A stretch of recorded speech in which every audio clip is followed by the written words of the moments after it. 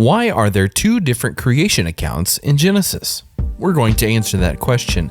You can also discover more on gotquestions.org. Genesis 1:1 says, "In the beginning, God created the heavens and the earth." Later in Genesis 2:4, it seems that a second, different story of creation begins. The idea of differing creation accounts is a common misinterpretation of these two passages, which, in fact, describe the same creation event. They do not disagree as to the order in which things were created and do not contradict one another. Genesis 1 describes the 6 days of creation and a 7th day of rest. Genesis 2 covers only one day of that creation week, the 6th day, and there is no contradiction. In Genesis 2, the author steps back in the sequence to focus on the 6th day, when God made mankind. In the first chapter, the author of Genesis presents the creation of man on the 6th day as the culmination or high point of creation. Then, in the second chapter, the author gives greater detail regarding the creation of man and woman. There are two primary claims of contradictions between Genesis chapter 1 and 2. The first is in regard to plant life.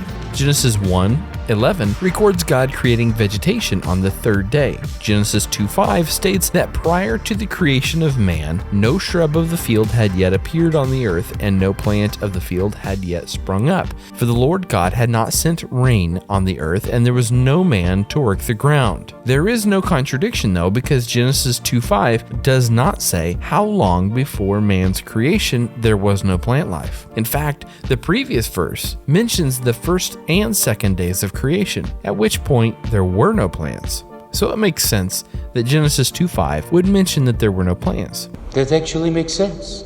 Several days of creation occur between Genesis 2:6 and Genesis 2:7. Verse 7 details the creation of man on the 6th day. Verse 8 mentions the garden that God had created for him.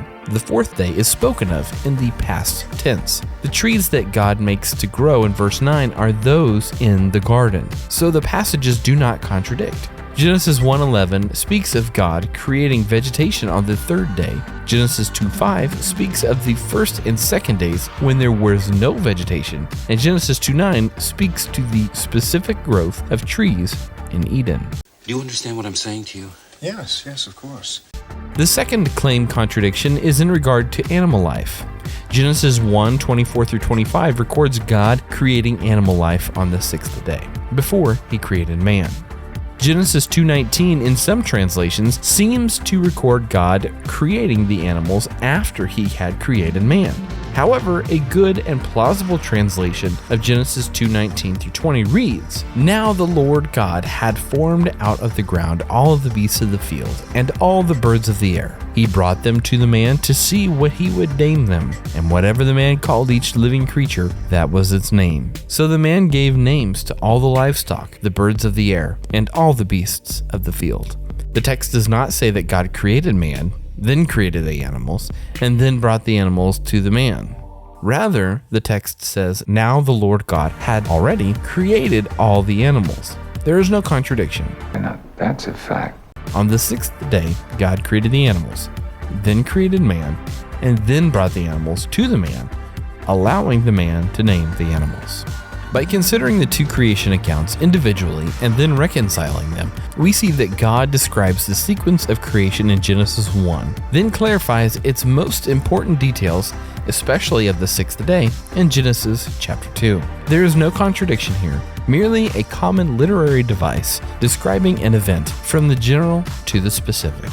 That answers the question, why are there two different creation accounts in Genesis? On our website, gotquestions.org, you'll find a deeper discussion and recommended resources. If this helped you, give us a thumbs up and click subscribe.